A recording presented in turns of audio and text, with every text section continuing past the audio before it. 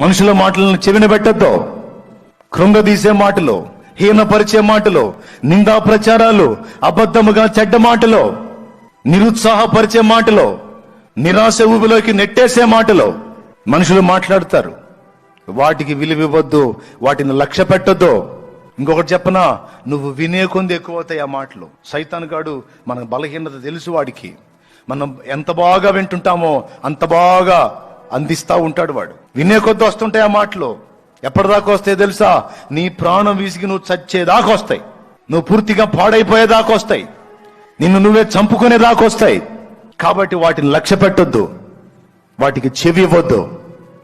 దేవుని మాటలు విను, దేవుని పాట విను, దేవుని ధ్యానం చేయి, దేవుని వాగ్దానాన్ని నమ్మో, దేవుని బలాన్ని, జ్ఞానాన్ని, శక్తిని నమ్మో.